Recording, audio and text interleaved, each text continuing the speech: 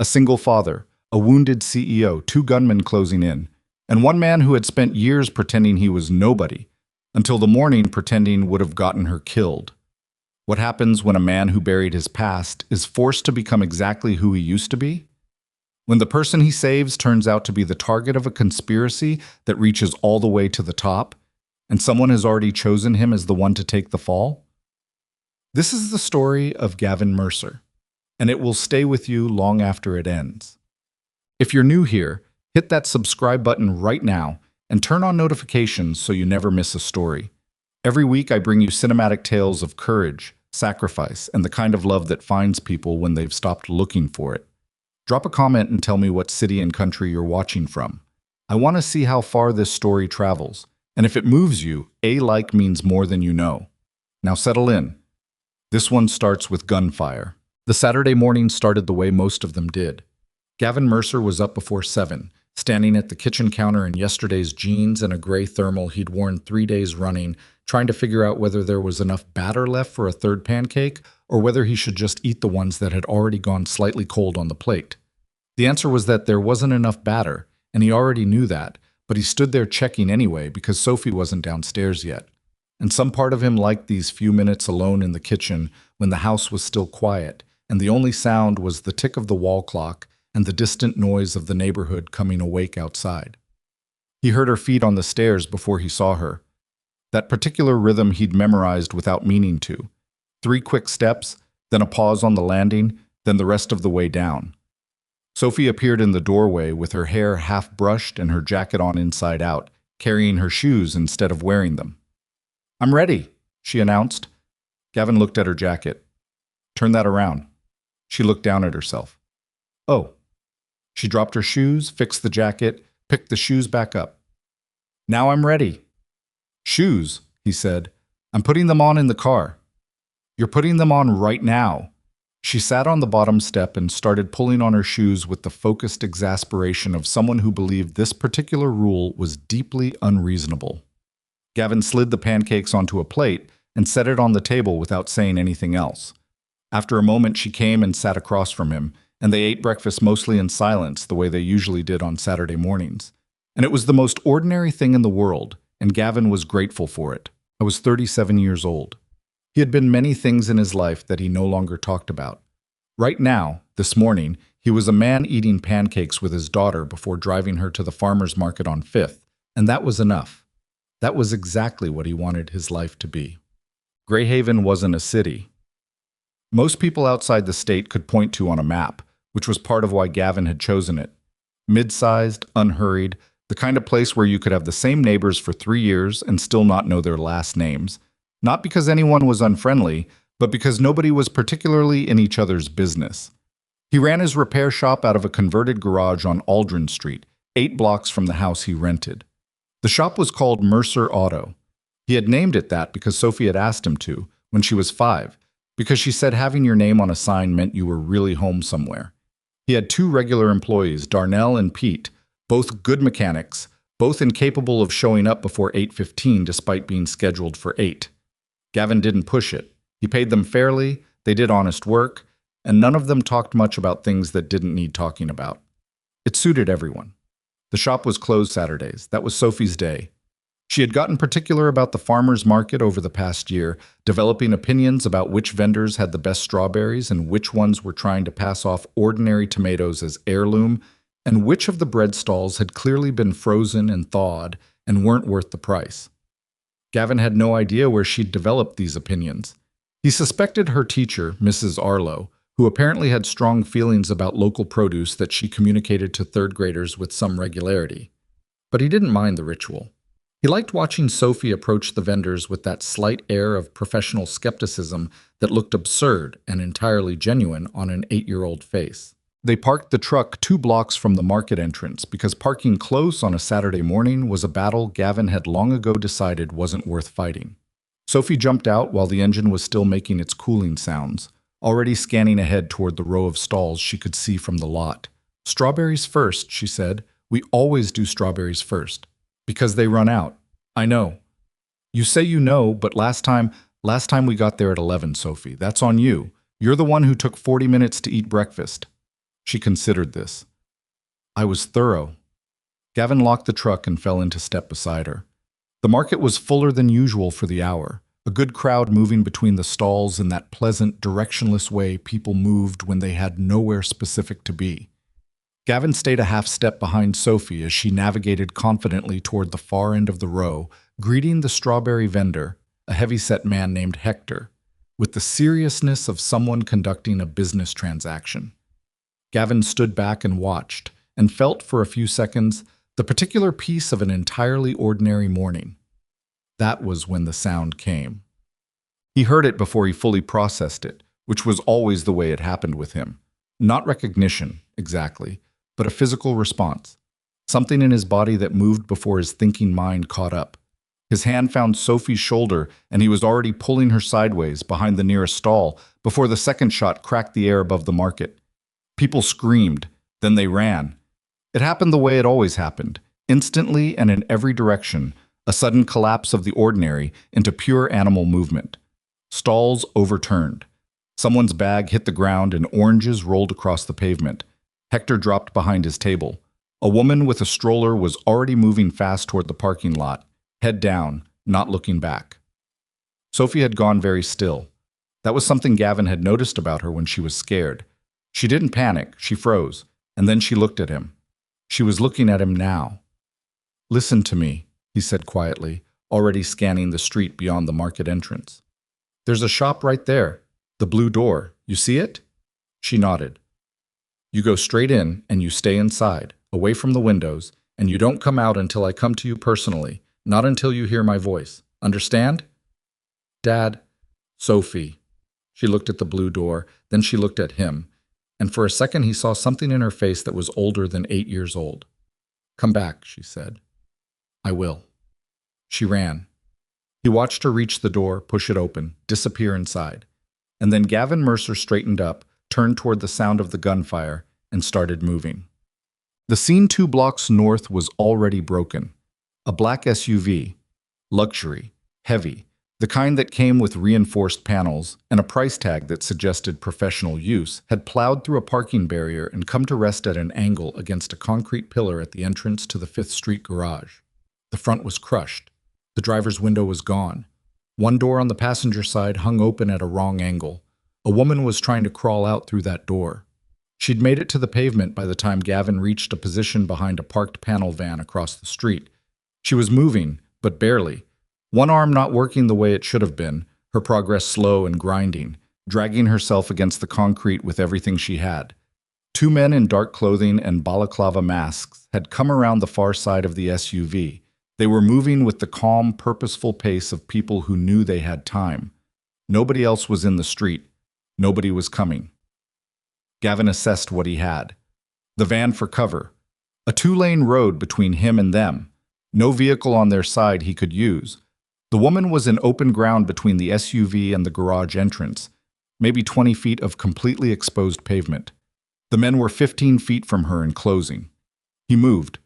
Not running, moving, which was different, controlled and direct, using the van's length to stay out of line of sight until the last possible second, then crossing the road fast and low, coming around the far side of the SUV before either of the men had processed that something had changed in the geography of the situation. One of them registered movement first, started to turn, and Gavin had already closed the distance and put him down hard against the concrete pillar with the kind of controlled efficiency that looked almost simple if you didn't know what it was. The second man reacted faster than expected. He'd had training too, some kind of training, enough to not freeze. And what followed was ugly and brief and not at all like anything in a film. Just 2 men fighting in a parking garage entrance with the kind of desperate, concentrated violence that leaves bruises and torn clothing and nobody looking clean afterward. Gavin took a hit across the left side of his face that would swell by evening. He didn't stop. The second man went down. Gavin heard sirens, distant but coming closer. The first man, the one against the pillar, was already gone. Gavin didn't see him move. He'd been watching the second one and missed it. He swept the area fast, no visual, and made the decision to let it go because the woman on the pavement was his immediate problem, and she needed him right now. He crouched beside her. She was younger than the suit suggested, Early 30s maybe, with dark hair that had mostly pulled free from whatever it had been pinned into, and a face that was doing the thing faces did when the body was working hard to stay conscious and not quite succeeding. She had a wound on her left side, upper abdomen, and she'd been pressing her arm against it, but the arm wasn't cooperating anymore. "I've got you," Gavin said. He wasn't sure she could hear him clearly. "I need you to keep pressure here." He moved her right hand to the wound, pressed it flat. "Keep pressing. Don't let go." Her eyes found him. They were sharp, even now. "Where—" She stopped, tried again. "My team. Where are my people?" Gavin looked around the street. There was no security detail visible anywhere. No armed personnel. No backup vehicle. There was nobody here but the two of them and a man unconscious on the pavement 10 feet away. He didn't tell her that. "Right now I need you focused on this hand and this pressure. You understand?" She held his gaze. "Yes." "What's your name?" "Claire." A breath. Claire Whitmore. The name registered somewhere in the back of his mind. It was on buildings in Greyhaven, on a glass tower downtown he drove past on Aldrin sometimes. But he didn't let his face change. "Okay, Claire, I'm Gavin. You're going to be fine, but I need you to work with me. Can you do that?" "Yes," she said again. Her voice was steadier than it had any right to be. Something in her wasn't willing to fall apart. Not completely. Not in front of a stranger. He could see her holding herself together through pure will, and he found himself, briefly, respecting it. He got her behind the delivery truck that was parked against the garage wall. Not ideal cover, but better than open pavement, and kept his hand over hers at the wound, monitoring the bleeding, talking to her in the calm, flat way he'd learned to talk to people in situations like this. Not reassuring in a false way, just present, just maintaining the connection between her conscious mind and her body's cooperation. Another shot came from somewhere above them. The garage upper level, a different shooter. Gavin marked the position and decided his priority was not letting Claire lose consciousness. He pressed her lower against the truck's running board and held his position over her. The sirens were louder now. And then, as suddenly as it had started, there was no more shooting. Just the sound of tires somewhere above, fast, then gone, and then the first police cruiser screaming around the corner of 5th. What came next was the part that was supposed to be relief. It wasn't. The officers secured the scene fast and competent. Gavin put his hands visible and clear, identified himself, didn't move until he was told to. Claire was loaded into the ambulance by paramedics who arrived within 4 minutes. She was alive. She was conscious when they moved her. She turned her head and looked back at Gavin through the ambulance doors, and there was something in that look, not gratitude exactly, something more complicated, like she was trying to memorize his face. Gavin gave his statement to the first officer on scene, clear and straightforward. He'd been at the farmer's market 2 blocks away, heard the shooting, responded. The officer's expression didn't change while he wrote it down. Then a detective arrived, a woman named Yates, mid-40s, the kind of tired that had calcified into permanent skepticism, and asked him to come to the station to continue the conversation. Gavin agreed because refusing wasn't something an innocent person did, and he had nothing to hide. He called Darnell first, asked him to go get Sophie from the shop with the blue door and stay with her at the house. Darnell didn't ask questions. He was good that way. What? The questioning room was plain and cool and smelled like burned coffee that had been sitting on a burner too long. Detective Yates put a tablet in front of him. "Surveillance footage," she explained. 5th Street camera, angled toward the garage entrance. She tapped a timestamp and let it play. Gavin watched himself. Or someone who appeared to be him, someone in similar clothing, similar build, moving along the sidewalk toward the garage some 20 minutes before the crash. Stopping. Looking toward the SUV's route of approach. Moving again. "That's not me," Gavin said. "The jacket," Yates said, tapping the screen. He looked at the jacket on the figure. Gray thermal, similar cut to his own. He was wearing a gray thermal under his jacket right now. "That's not me," he said again. "My daughter and I were at the farmer's market until I heard the shooting. You can confirm that. Hector Blass at the produce stand. He knows my daughter by name. We were there." Yates wrote something down. "We'll check." There was a pause. "There's something else," she said. "Your shop on Aldrin." She set down her pen. "We had a unit do a walkthrough when we were collecting your vehicle registration. Routine." "Okay." They found a device in your wheel well cavity, in the shop's side garage. She watched his face. A tracking unit. Commercial grade, but modified. It's been there a while. Gavin said nothing. Someone's been monitoring your location, Yates said, for what looks like several weeks. Now, I'm going to ask you the obvious question, Mr. Mercer, because it's my job. Any idea why someone would want to do that? He sat very still. The honest answer was no. The honest answer was that he was a mechanic in a mid-sized city who spent his evenings helping his daughter with homework and his weekends at the farmer's market, and he had no enemies and no complications, and nothing anyone should want to track. That answer sat in his chest and felt, suddenly, like something he could no longer completely trust. No, he said. Yates nodded slowly. We'll need to hold you a little longer. Outside, through the small window high on the wall, the afternoon had turned gray. Gavin sat in the plastic chair and looked at the table and thought about the footage that wasn't him and the device he hadn't put there, and Claire Whitmore's face through the ambulance doors. He thought about Sophie and the way she'd said come back like she'd been afraid he might not. And he felt for the first time in a long time, the ground shifting under a life he had worked very hard to make solid. They let him go at 6:30. No formal charges, no arrest, just a detective's careful non-commitment and a clipboard to sign at the front desk, and then the station's glass door opening onto the evening air of Greyhaven, which smelled like exhaust and the distant possibility of rain. Gavin stood on the front steps for a moment and let his eyes adjust to the failing light and tried to organize what he knew into something that made sense. It didn't make sense. Not yet. Darnell had texted twice during the questioning. Sophie was home. She'd eaten dinner. She was fine. She wanted to know when her dad was coming back. Gavin typed back that he was on his way and then put his phone in his pocket and walked the 11 blocks to the house because his truck was still impounded at the scene on 5th and nobody had offered him a ride and he hadn't asked for one. Walking helped him think. It always had. By the time he reached Aldrin Street and turned north toward the house, he had two things he was certain of, and everything else was open water. The first thing he was certain of was that someone had put a tracking device in his garage, which meant someone had been inside his garage without his knowledge, which meant the ordinary quiet life he'd been running for 4 years had a hole in it he hadn't seen.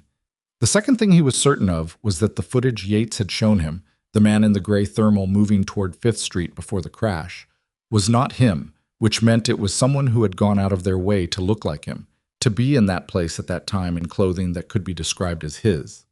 Those two facts together told him something, and what they told him was not comforting. Someone had been watching him, and then someone had used what they learned to build a picture of a man who had been there before it happened. He didn't know who. He didn't know why, but the shape of it was clear enough, and the shape of it was that he had been chosen for something he had not agreed to. Sophie was asleep on the couch when he got home, curled around the throw pillow. She called her traveling pillow because she carried it from room to room with total unself-consciousness. Darnell was at the kitchen table with a cup of coffee and a look that said he had questions and was deciding whether to ask them. "You good?" Darnell said. "Yeah." Darnell looked at the bruise on the left side of Gavin's face, which had done what bruises do over the course of an afternoon, and was now a dark, swollen thing that changed the whole architecture of his cheek. "Doesn't look like, yeah.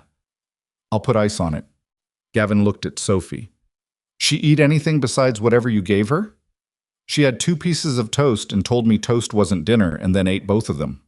Darnell stood, rinsed his mug. "She asked me what happened. I told her you helped someone who got hurt and you had to talk to the police after, like a witness." "That's right. That's what happened." Darnell nodded slowly. He was a careful man, Darnell. Not incurious, just disciplined about what was his business and what wasn't. "I'll head out then." He picked up his jacket from the back of the chair. At the door he paused. "Whatever's happening, Gavin, you need something, you call." "I know, thank you." After he left, Gavin stood in the kitchen for a long time, not doing anything in particular. Then he went and sat in the armchair across from the couch and watched Sophie sleep. The way he used to do when she was very small, and he was still new at being alone with her, and he'd sit there in the dark just making sure she was still breathing. She'd hated that later, when she was old enough to know he was doing it. "Dad, I'm not a baby." He'd stop doing it, or he'd stop doing it where she could see him doing it. He sat there until after 9, and then he carried her upstairs and put her to bed, and went back down and stood in the kitchen thinking about a tracking device in his wheel well cavity and a man on a surveillance camera who was supposed to be him. I was in the shop by 7 the next morning. The police unit had done a walkthrough, not a full forensic search, which meant the space felt the same as it always did: oil smell and metal, and the particular organized disorder of a working garage. Tools in their places, the half-finished transmission on the workbench that belonged to a '09 Civic, whose owner had stopped returning calls. But Gavin moved through it differently now, slowly, looking at things he hadn't thought to look at before. The tracking device had been in the wheel well cavity of a salvage title Tahoe he used for parts. He stood in front of it and tried to calculate when someone could have accessed the vehicle without him noticing, and the uncomfortable answer was that there were multiple windows. Early mornings before Darnell and Pete arrived, late evenings when he sometimes stayed after hours alone, the 2 weekends in the past month when the shop had been closed, and he'd taken Sophie up to her aunt's place in Millfield. Someone had known his schedule. Someone had known when the shop would be empty and how to get in without leaving obvious signs, which meant they weren't amateurs. Gavin crouched by the Tahoe's wheel well and looked at the space where the device had been, and then he stood up and made a decision. He needed to know more about Claire Whitmore, not because she owed him anything, not because he expected her to explain his own situation to him, but because the two things, the tracking device and the attack on her, were clearly connected, and the connection ran through him, and understanding one meant understanding the other. He looked her up on his phone while the coffee brewed. Whitmore Dynamics was what the articles called a mid to large technology firm with defense contracting interests, headquartered in Greyhaven's financial district in that glass building he'd driven past on Aldrin. Claire Whitmore had taken over as CEO 4 years ago, which would have made her 26, which struck him as young until he read more and understood that she'd essentially grown up inside the company. Her father had built it, and when he died, the board had spent 2 years installing a series of men who proved to be less capable than expected before the obvious option became unavoidable. She had a reputation for being difficult, which Gavin read as code for something else. There were profiles in business publications that used words like relentless and exacting and described her negotiating style in terms that suggested the journalists had found it slightly alarming. He put his phone down when Darnell arrived and spent the morning working on the Civic's transmission without saying much, which was the kind of morning Darnell was good at tolerating. At 11:30, his phone rang with an unknown number. He almost didn't answer. Then he did. "Is this Gavin Mercer?" The voice was careful, professional. A woman, not Claire, someone older. "My name is Judith Hale. I'm general counsel for Whitmore Dynamics. Ms. Whitmore would like to speak with you, if you're willing." He was willing. Well, they met at Greyhaven General, in a private room on the 3rd floor that looked less like a hospital room and more like a room that had had its hospital furniture rearranged to feel less institutional, which hadn't entirely worked. Claire Whitmore was propped up in the bed with the controlled stillness of someone who had decided lying down passively was not something she was prepared to do. There was a drainage tube and a bandage configuration that disappeared under her hospital gown, and an IV line in her left arm. Her hair was pulled back, and without the suit and the ruined makeup of the day before, she looked younger and sharper, and considerably less fragile than the woman he'd dragged behind a delivery truck. She looked at the bruise on his face the way people looked at car accidents, directly, without apology. "You took a hit," she said. "It's fine." "Sit down." She said it the way people said it when they were used to being obeyed, not because they were trying to be commanding, but because directing things was just their natural register. Gavin sat in the chair beside the bed, and she studied him for a moment in a way that suggested she was deciding something. "I owe you my life," she said. "I want to say that clearly before we talk about anything else." "You don't owe me anything." "I do, and I'm going to, because I don't leave debts unacknowledged, so accept it or don't, but I've said it." She shifted slightly and then controlled the expression that flickered across her face, the one that meant the movement had cost her. "They told me what the police found in your shop." "Okay." "Gavin." She said his name without preamble, without softening. "What's happening to you is connected to what's been happening to me. I don't think this was a coincidence, and I don't think you were randomly selected. I think you were chosen." She paused. "I need to tell you some things, and I need you to listen without deciding yet whether or not you believe me. because it's going to sound complicated. Tell me, he said. She told him. Well, it had started 8 months earlier, with a line item in a quarterly audit that didn't reconcile. Not a large discrepancy, a few $100,000 attributed to a subcontracting expense that, when she dug into it, didn't correspond to any subcontractor in the company's approved vendor list. She'd flagged it to the CFO, a man named Prentice, who had explained it away with enough specificity that she'd let it go temporarily. Then in the following quarter, the same category of expense appeared again, slightly different account code, slightly different framing, same problem. She hadn't brought it to the CFO a second time. She'd started pulling threads herself quietly, outside of normal channels. 8 months, Gavin said. That's a long time to investigate something alone. I wasn't ready to expose it. I needed to understand the full extent before I took it to anyone, because once I named it, I couldn't unname it, and if I was wrong about any part of it, I'd be handing ammunition to people who were looking for a reason to question my judgment.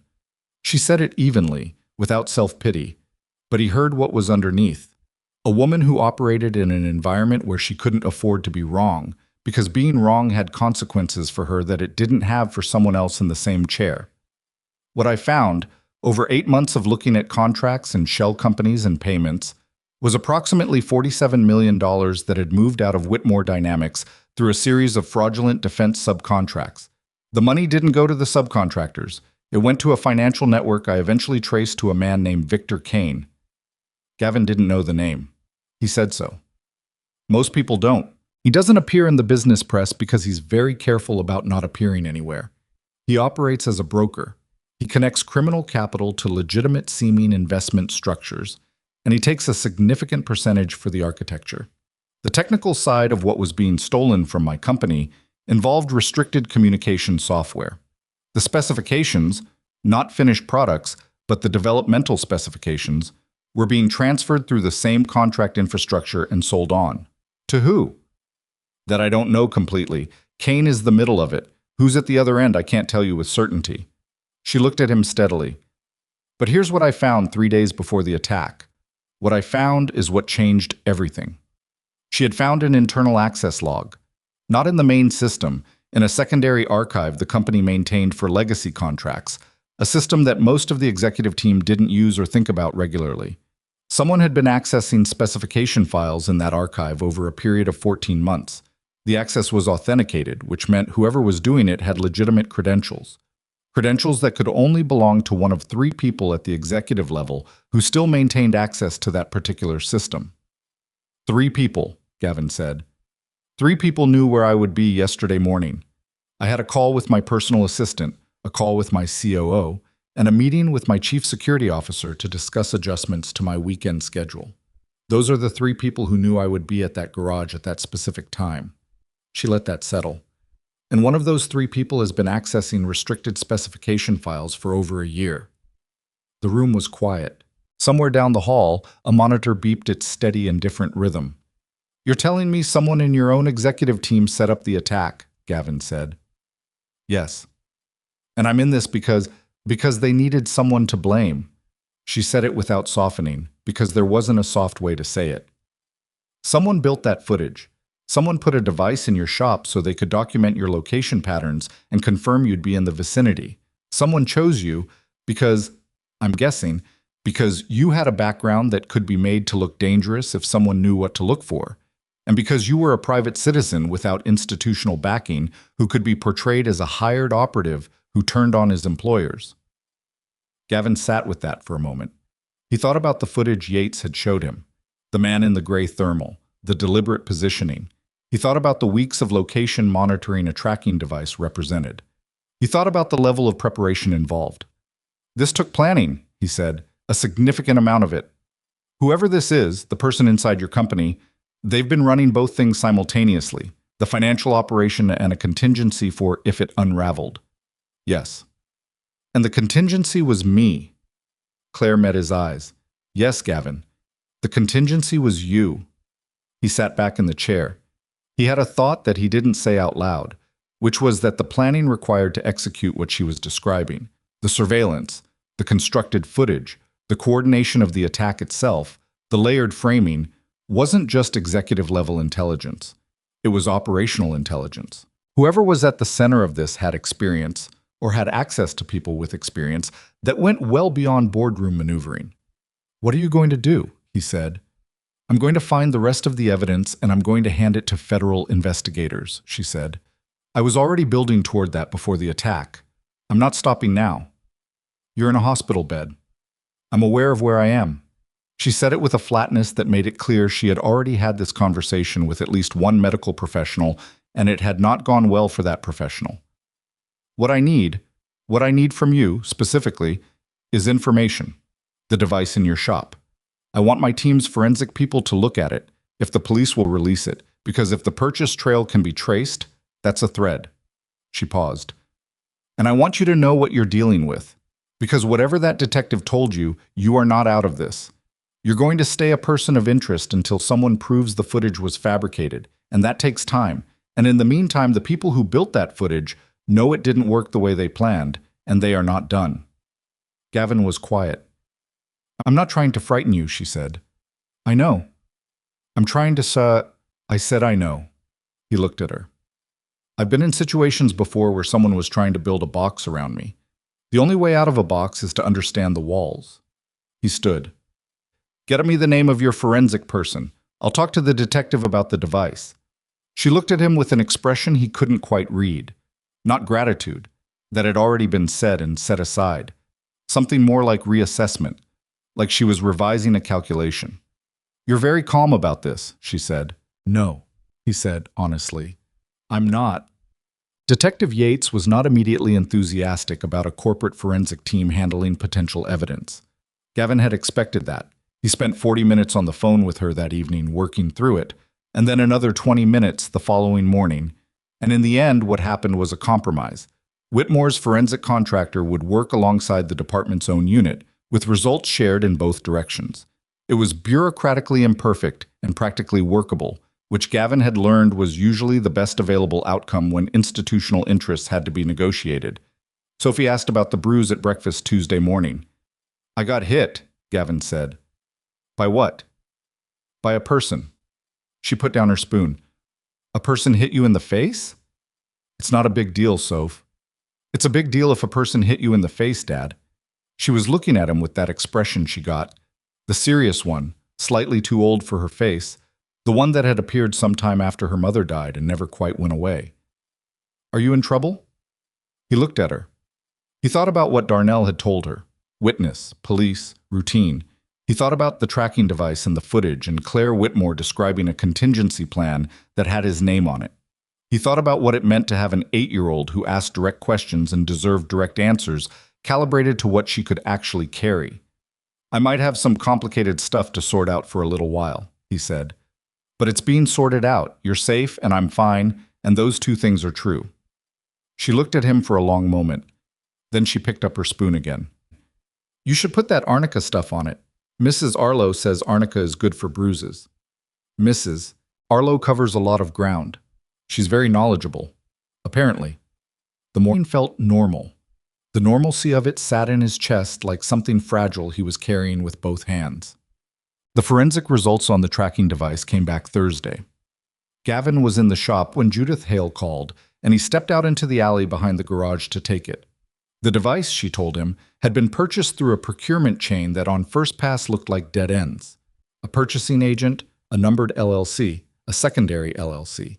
But Whitmore's forensic contractor had experience with this particular kind of architecture because, as Hale explained with careful precision, they had seen it before in a case 2 years prior that had involved fraudulent contract payments from a mid-sized defense subcontractor.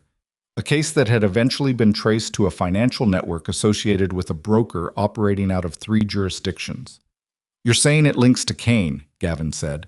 "We're saying the procurement architecture is consistent with methods previously attributed to entities in Kane's network. We can't state direct connection yet, but the consistency is significant." A pause.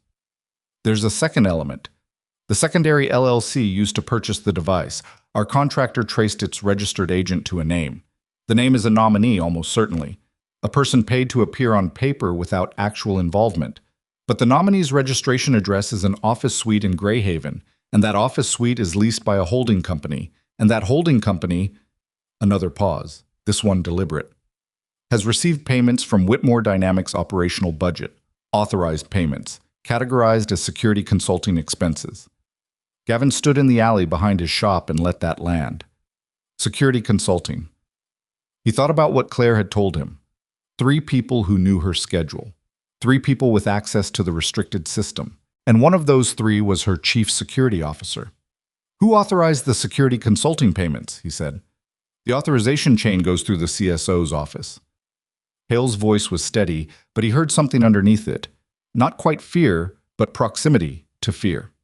The kind of tone people used when they had found something larger than they were prepared to find. His name is Damian Crowe. He has been with Whitmore Dynamics for 9 years. He is currently heading the internal investigation into the attack. Gavin said nothing. Mr. Mercer, Hale said, Ms. Whitmore believes we need to move carefully. We cannot confront Crowe directly with what we have, because what we have is not yet sufficient to prevent him from neutralizing it. He controls the company's internal security systems, which means he has the capacity to delete, alter, or restrict access to records if he believes he is being exposed. So you can't go at him from the inside, Gavin said. You need external documentation, federal. We need to get the full file to federal investigators before Crowe has any reason to suspect we've connected it to him. A pause. Ms. Whitmore is being discharged from hospital tomorrow. She intends to go directly to Whitmore Dynamics headquarters and access the documentation from her executive terminal, which operates on a separate security architecture from the systems Crowe controls. Another pause. She asked me to tell you what we've found. She said you'd understand why. He understood why. Because the contingency plan, the one with his name on it, had been authorized through Crowe's office. Because Damian Crowe had spent weeks building a case against a man he'd never met, a mechanic on Aldrin Street, a former Navy SEAL who had done everything right to disappear into an ordinary life. Because Crowe had been the one who'd found him, who'd studied him, who decided that a grieving father with a classified background and a predictable routine was exactly the shape of man who could be made to look guilty. Because this wasn't over. Because the man who had built the box was still out there, and he still controlled the walls, and the only way to bring them down was to move before he understood that they were coming. Tell her I'll be in touch, Gavin said. He hung up and stood in the alley for a moment, looking at the back wall of his own garage. The chipped brick, the rust stain on the downspout, the particular texture of a space he'd looked at 1,000 times without really seeing it. The sound of Pete's radio came through the back door. Some afternoon talk show turned low. For 4 years, Gavin Mercer had worked very hard to want nothing more than this. The shop, the house, the farmer's market on Saturday, Sophie and her pancakes and her opinions about produce, and her traveling pillow that went from room to room. He still wanted all of it. He was also clear-eyed enough, in a way he hadn't been in a long time, to understand that wanting something and protecting it were sometimes the same motion. He put his phone in his pocket and went back inside. Claire Whitmore discharged herself from Greyhaven General on Friday morning, approximately 31 hours after her doctors had recommended she stay through the weekend. The attending physician, a careful man named Dr. Solis, who had clearly dealt with difficult patients before, but seemed to find Claire a particular category of challenge, had used phrases like significant internal trauma and risk of complication and strongly advise against in a tone that suggested he was aware these phrases were not going to work. Claire had listened to all of them with the focused patience of someone waiting for a speaker to finish before the meeting moved on, and then she had thanked him, asked Judith Hale to handle the discharge paperwork, and started getting dressed. Her left side hurt badly enough that she had to stop twice while putting on her shirt. She didn't let Hale help her. She wasn't sure why. Some combination of stubbornness and the private understanding that if she let someone see how much it cost her to do the ordinary things, she would lose something she needed to keep right now. The car that took her to Whitmore Dynamics headquarters was not her usual vehicle. Hale had arranged something anonymous, a dark sedan from a transportation service that had no obvious connection to the company. They went in through the building's secondary entrance on Corman Street, the one the facilities team used, because the main lobby had a security desk that reported directly to Crowe's office. Claire thought about that while the elevator rose to the 31st floor. 9 years. Damien Crowe had sat in her father's building for 9 years, had shaken her hand at her father's funeral, had given her a briefing on company security protocols on her first day as CEO with the gravity of a man handing down something sacred. She had trusted him, not blindly. She didn't trust anyone blindly, but she had trusted him with the category of things that required trust, and he had spent that trust the way a man spends money he didn't earn. She was not going to think too much about that right now. There would be time to think about it later. Right now, she needed the executive terminal and the documentation files and an encrypted transfer to a contact at the federal level whose name she had been carrying in her phone under a fake label for 6 weeks. The 31st floor was quiet when she arrived. It was early enough that most of the executive staff weren't in yet, which was what she'd planned for. Her assistant, a young man named Marcus, who had been with her for 2 years and whose loyalty she was reasonably confident in, was already at his desk and looked up with an expression that mixed relief and visible alarm in roughly equal proportions. "Ms. Whitmore. Morning, Marcus. I need an hour at my terminal without interruption." They said you weren't being discharged until Sunday. Plans change. If anyone asks, I'm not here." She moved past him toward her office.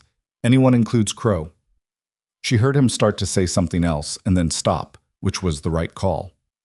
Her office occupied the northeast corner of the floor-to-ceiling glass on 2 sides, a view of Greyhaven that on clear days stretched all the way to the river.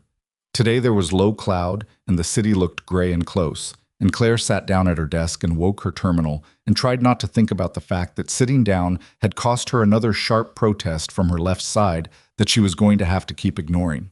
She had 6 weeks of documentation in a compressed archive on an air-gapped drive that she kept in the false bottom of a document drawer, something she'd installed herself, without telling facilities, the same week she'd started pulling threads on the fraudulent contracts. She plugged the drive in and began the process of compiling the full file. The payment records, the access logs from the legacy system, the shell company traces, the procurement chain that Hale's forensic contractor had connected to Crowe's security consulting authorization. She added the new material, the device purchase trail, the nominee registration, the holding company payments, and began packaging it for encrypted transfer. While the file compiled, she sat back and thought about Gavin Mercer. She had called him twice since Hale's conversation with him on Thursday. The first call had been practical. She wanted him to know she was going to headquarters Friday, and why, and what the timeline looked like. He had listened without interrupting, asked 2 questions that were both exactly the right questions, and then said he thought she should have someone she trusted independently positioned near the building in case things moved faster than expected. She had asked him what he meant by independently positioned. He had said, not in the building, not visibly connected, just aware of where you are and what time you should be reachable. In case. She had thought about saying she didn't need that. She had not said it because it would have been pride talking, and she had used up a significant portion of her available pride on the discharge from Greyhaven General. "All right," she'd said instead. The second call she'd made at 11 Thursday night, which she acknowledged was late, and when he picked up, she'd said, "Were you asleep?" "No?"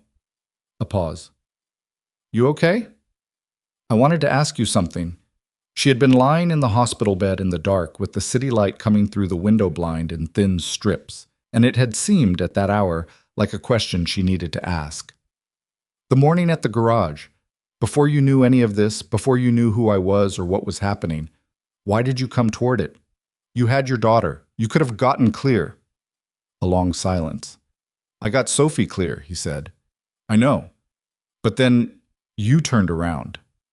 Another silence. When he spoke, his voice was careful in the way of someone who had thought about a thing and not found a satisfying explanation. "I don't know how to answer that in a way that sounds like a real reason," he said. "You were there and you needed help, and I was the only person going the right direction. That's all it was." "That's not nothing," she said. "I didn't say it was nothing." She had sat with that for a moment. Then she'd said goodnight and hung up and looked at the ceiling for a while. The file was 40% compiled when her office door opened without a knock. Damien Crowe was 61 years old, built like a man who had once been very fit and had maintained enough of it into his 60s that he still carried the impression of physical authority. He had gray hair kept short and a face that had learned over decades to present whatever expression was most useful for the current situation. Right now the expression was concern, the arranged concern of someone performing worry they did not feel. Claire. He came into the office with his hands open, the gesture of a man who wanted to be seen as unthreatening. I didn't know you were in. You should be resting. Close the door, Damien. He closed it. He came forward and took the chair across from her desk, settling into it with the ease of a man who had sat in that chair many times and felt entitled to it. He looked at her terminal screen. She had minimized the compilation window, just her standard desktop now, and then looked back at her. I'm glad you're up and moving, he said. It was a bad situation. How are you feeling? I've been thinking about something, Claire said. She kept her voice level and her hands still on the desk. The morning of the attack, you coordinated my schedule adjustment that week. You knew where I was going to be. We went over this with the police. I've cooperated fully with.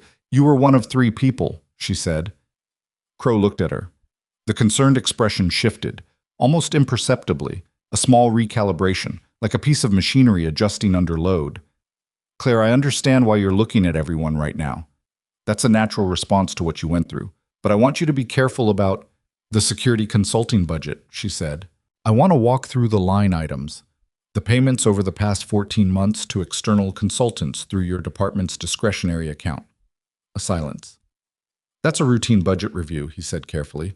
I'm happy to arrange a full audit briefing, but that's probably not something we need to do today, given that I want to do it now. Another silence, longer this time. Outside the glass, the gray city sat under its gray cloud, and the only sound in the office was the faint noise of the terminal's cooling fan, and distantly, the building's ventilation system. Something changed in Crow's face, not dramatically, not the sudden mask drop of a villain in a film, but a gradual settling, like a man putting down something he'd been carrying at arm's length for a long time. The concern drained out of his expression, and what replaced it was something plainer and colder. The face of someone who had done the calculation and arrived at a conclusion. How much do you know? He said. Claire looked at him steadily. All of it. He was quiet for a moment. Then he said, That's not true, or we wouldn't be sitting here having this conversation. He leaned forward slightly. If you had everything you needed, you'd have already moved. You're here because you're still building the file. He glanced at the terminal. And you're doing it here, on your executive system, because it's the only access point outside my control. He almost smiled. It didn't reach anything. That was smart. I didn't anticipate that particular move. The tracking device, Claire said. The procurement chain, the holding company, the access logs from the legacy archive. She said each item clearly, watching him. Victor Kane's network. The men you sent to the garage. You've been busy, he said. You put an innocent man in the frame, she said, and there was something in her voice now that wasn't professional or controlled, something she let come through. A man who saved my life. You spent months building a case against him. Months. He was useful, Crow said, with a flatness that landed in the room like a cold object. Former special operations background, financial stress, predictable routine, the kind of profile that reads guilty without much help. If the operation had gone correctly, you wouldn't have needed saving, and the case against Mercer would have been irrelevant because there would have been no trial, just a convenient suspect who'd already disappeared. The room was very quiet. You were going to kill me, Claire said. I was going to protect a 14-month operation worth considerably more than one company's CEO. He said it the way someone said a reasonable thing. Not cruel, exactly. The cruelty wasn't in the tone, it was in the absence of anything else. It wasn't personal. She looked at him. She thought of a lot of things she could say, and she said none of them, and then she looked at the terminal screen. I've already transferred the file, she said. Crow went very still. 40% was already compiled when you walked in, she said. The rest was staged. The transfer started 8 minutes ago. Your monitoring systems will see activity on my terminal in the past 10 minutes, but by the time anything flags, it will have completed. She held his gaze. It's already at the other end. For a moment, just a moment, she saw something in his face that might have been genuine surprise. Then his jaw tightened and his right hand moved to the inside pocket of his jacket, and he removed a phone and looked at it and made a call. Whatever he said on that call, the building answered. The lights in the hallway outside went to emergency red. The elevator indicator above the door went dark. Through the glass wall of her office, she could see the floor's overhead fluorescents flicker once, and then switched to a different circuit, lower, harsher, the color of institutional crisis. From somewhere below came the deep mechanical sound of security barriers engaging. Crow put his phone away and stood up. "Then we have a different problem," he said. Gavin had been in the coffee place on Corman Street since 7:45. Not inside. He'd bought a coffee and taken it to a bench on the sidewalk, 40 feet from Whitmore Dynamics' secondary entrance, where he could see the door without being positioned in any way that would read as surveillance. He was in work clothes, a jacket over his thermal, and he'd brought a folded newspaper that he wasn't reading. Anyone looking at him would see a man on a bench drinking coffee. He told Claire he would be independently positioned, and this was what that looked like. She had texted him at 8:07. "In the building. Terminal active. Should have what I need within the hour." He had texted back, "Understood." And then he had drunk his coffee and watched the secondary entrance and the main lobby entrance 40 yards further up the street and thought about contingencies, which was an old habit he'd spent 4 years trying to retire and which had returned with considerable ease. The emergency lights going on inside the building were visible through the lobby glass from where he was sitting. He saw them at 8:22. He was already moving when his phone rang. He answered without stopping. "I see it," he said. "He called it in." Claire's voice was tight but controlled. "Building's in lockdown. Elevators are down. He's still in my office." A pause, and he heard her moving, careful movement, the sound of someone managing pain they weren't going to mention. "I'm going for the stairwell." "Which floor?" 31, stairwell B, northeast corner." "What's between you and the stairwell?" "Open floor, maybe 60 feet. His people will come up from security, that's the B2 level." "How long does it take to get from B2 to 31 in a stairwell?" "I don't know, Gavin. 4 minutes minimum, probably 6 if they're coordinating floor by floor." He had reached the secondary entrance. He tried the handle. Locked. The building's lockdown had sealed it. He looked at the door and made a series of rapid decisions. Go. Take the stairwell. Get to 28 and wait there. Don't go lower. "What are you doing?" "Getting in," he said. "Go." He ended the call and looked at the secondary entrance with the attention of a man reading a problem. Commercial-grade electromagnetic lock. Building standard system, which meant it was tied to the same lockdown circuit that had killed the elevators. He moved down the exterior wall to the facilities bay, a recessed loading area to the left of the entrance, half hidden by a concrete partition, and looked at what was there. A facilities worker's keypad, separate circuit because it needed to function for emergency services access. A different system. Older. He had spent 4 years fixing things for a living. Before that, he had spent 12 years learning how systems under stress behaved, which systems could be redirected and which had to be dismantled, and how much time each option required. He looked at the keypad panel for 30 seconds. Then he took out his keys, used the flat head of a small utility blade he kept on the ring, and did something to the panel's maintenance access port that was not technically legal and that he completed in under 90 seconds. The door released. Inside, the building was a different animal than it had been from the street. The emergency lighting gave everything a reddish cast and cut the shadows harder than normal fluorescence, which was disorienting if you weren't used to it, and clarifying if you were. Gavin stood in the facilities corridor for 3 seconds and listened. Below him, he could feel it more than hear it. Movement. Boots on a stairwell. At least 2 people, possibly 3, moving with organized purpose. Coming up. He did not go to the elevator. He found stairwell A, the western stairwell, and took it up. He moved fast and quiet, the way he had learned to move in spaces where noise was a liability. Not running, not slow, a controlled pace that kept his breathing even and his footfall minimal. He counted floors. On each landing, he paused for 2 seconds and listened down, and the movement below was still there, still ascending, still on the other side of the building. He reached 28 and went through the door into the floor. It was a conference level, large rooms on a central corridor, dark now under the emergency lights, chairs visible through glass partitions. He moved down the corridor, calling her name low.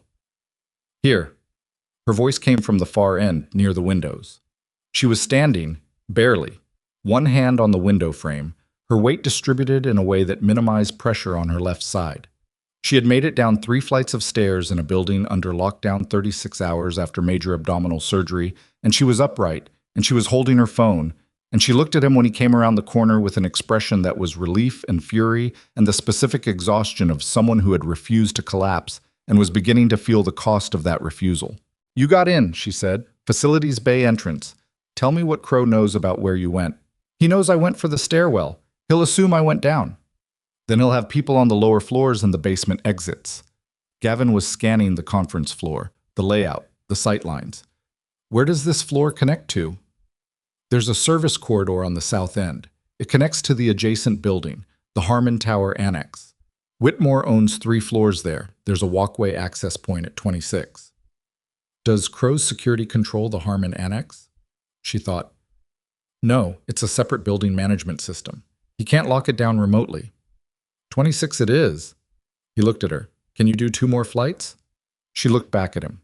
It was a real question, and they both knew it, and she didn't dress the answer up. "I can do 2 more flights." They went. The service corridor was narrow and smelled like ventilation and old carpet, and it ran along the building's south face in a way that kept them away from the main corridors where Crow's people would be sweeping. Gavin moved ahead, checked each junction, signaled back. Claire kept pace 2 steps behind him, and he could hear her breathing change on the stairs. Controlled, deliberate. The breathing of someone in significant pain making a disciplined decision to continue. He didn't comment on it. She didn't want him to comment on it. He understood that. The walkway to Harmon Tower was a glassed-in bridge, 20 feet long, at the 26th floor level. On the other side, the door was unlocked. Different system, building management, just a standard card reader that was not tied to the Whitmore lockdown. Claire's access card worked. They crossed the bridge into Harmon Tower, and the emergency red lighting was gone, replaced by ordinary fluorescence, and it felt like stepping from one version of the world into another. They found a vacant Whitmore-leased conference room on the 27th floor of Harmon, and Gavin shut the door, and Claire sat down in the first chair she reached and put her hand against her side and let herself breathe. He gave her 60 seconds. Not more, because they didn't have more. "The transfer completed," he said. "You're sure?" Before he even sat down in my chair, it was done. He just didn't know it yet. "Then there are federal investigators right now who have the file." "They have it. My contact confirmed receipt at 8:18. She looked at her phone. "I need to reach her directly. Tell her the building situation. Tell her Crow is actively aware and the timeline has accelerated." "Do that," Gavin said. "Right now." While she made the call, Gavin went to the conference room window and looked down at the street below. The secondary entrance to Whitmore Dynamics was visible from this angle. He could see 2 men in dark clothing outside it. Not police, not building security uniforms. Private. Crow's people positioned at exterior exits. He counted what he could see and estimated what he couldn't and arrived at a picture that was manageable and not comfortable. Crow was controlling the building. He had exterior positions, which meant he still believed Claire was inside. That bought time. Behind him, Claire was on the phone. Her voice was quiet and fast and precise. Dates, reference numbers, names, the location of the lockdown situation, and what had precipitated it. She was good at this. Under all of it, the pain she wasn't acknowledging, the building locked down across the bridge, the 9 years of misplaced trust. She was functioning with the focused accuracy of someone who had built a company from the inside out and knew exactly how to move information from one point to another when the stakes required it.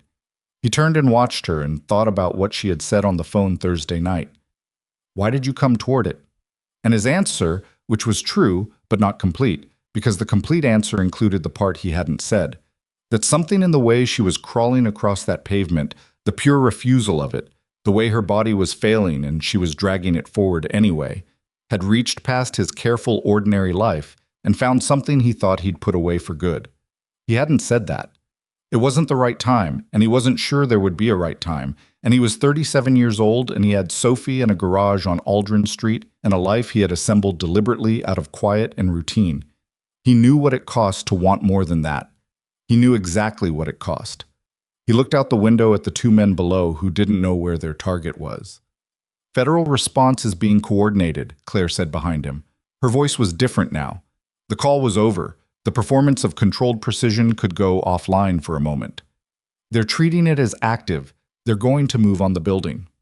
"How long?" She said 20 minutes. "Okay." "Crow is still in there." "I know." When they move in and he realizes the exit is closed, he might try to use the building's systems to complicate things. Delete files, lock down the server infrastructure. He can't delete what's already transmitted, Gavin said. He can destroy evidence of the internal access, records on his personal system. Gavin turned from the window. Then we make sure the investigators go for his personal system first. He looked at her.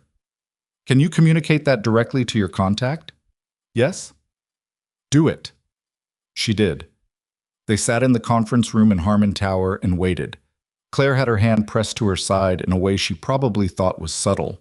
Gavin had positioned himself facing the door with a clear line of sight to the walkway bridge through the glass partition, because if Crow's people traced their route and came through Harmon, he wanted to see them first. At one point, Claire said quietly, "He said it wasn't personal." Gavin didn't answer immediately. People who do what he did always say that. Does it make it better or worse? He thought about it. Worse, he said. Personal at least means you mattered to them. Not personal means you were just a calculation. She was quiet for a moment. He said you were useful. Her voice was flat, but the flatness was doing a lot of work. That's the word he used, about what he'd planned to do to you. I heard you, he said. Don't. Don't what? Don't feel responsible for what he decided to do. He made those choices. You didn't. She looked at him. There was something working in her face that she was managing, but not completely managing, and he thought again about what it took to be the kind of person she was. The architecture of control it required, what it cost to maintain it, what happened in the small hours when there was nobody to be controlled in front of. I brought you into this, she said. No, Gavin said. He did. He picked me. You didn't. She held his gaze for a long moment. Then she looked away, out the window at the gray Greyhaven morning, and something in her shoulders changed, not relaxed exactly, but rearranged, like a small weight had been set down somewhere. 14 minutes later, the first federal vehicles appeared on Corman Street. Gavin watched them from the window. 3 vehicles, organized and direct, moving to the main entrance and the secondary entrance simultaneously. The particular efficiency of people who had been briefed and were moving on a clock. He saw Crow's 2 exterior men look at each other and then put their hands up without being told, which told him something about how well they had thought through the endgame of their own involvement. They're in the building, he said. Claire stood and came to the window beside him, and they stood there watching Corman Street and the front of Whitmore Dynamics together, and neither of them said anything for a while. From somewhere deep in the building across the bridge, Gavin felt it more than heard it, a change in the building's mechanical sound, the elevators coming back online as the lockdown was overridden by the federal team's own systems. Came the slow return of ordinary building noise. Crow is still in there, Claire said. Yeah, Gavin said. He thinks he can manage this. He's been managing things for 9 years. He can't manage this. No, Gavin said. He can't. They stood at the window and watched the building that had been locked against them, and Gavin thought about the transmit confirmation at 8:18 and the $47 million that had moved through fraudulent contracts, and Damien Crow saying he was useful with the flatness of a man discussing furniture. And then Gavin stopped thinking about Crow, because what was coming for Crow was larger and more thorough than anything he could contribute to, and his job right now was the woman standing beside him, who was upright and functional and had done everything right, and whose left hand was shaking very slightly in a way she didn't seem to have noticed yet. You need to sit down, he said. I'm fine. Claire. She looked at the hand. She seemed genuinely surprised by the shaking, as if her body had done something without consulting her. Then she sat down in the nearest chair, and he got her a glass of water from the credenza along the wall, and she drank it without argument. And they waited, together, in a conference room in Harmon Tower with the gray Greyhaven sky outside the window, while the building across the bridge slowly, finally, came apart at the seams that Damien Crow had spent 9 years pretending weren't there. The federal team's lead agent was a woman named Driscoll, compact, mid-50s, the kind of person who had long ago stopped being impressed by buildings or the people who owned them. Walkway Bridge 22 minutes after the vehicles appeared on Corman Street, with 2 agents behind her and a tablet in her hand that had Claire's transmitted file already open on its screen. She looked at Claire first, then at Gavin, then back at Claire. You discharged yourself from the hospital this morning, she said. I needed my terminal, Claire said. Driscoll's expression suggested this was not the most unreasonable thing she'd heard this week, which probably said something about her week. She pulled a chair from the conference table and sat across from Claire without waiting to be invited, set the tablet down and said, "Walk me through the access log sequence. I want to hear it from you directly before we go any further in that building." Claire walked her through it.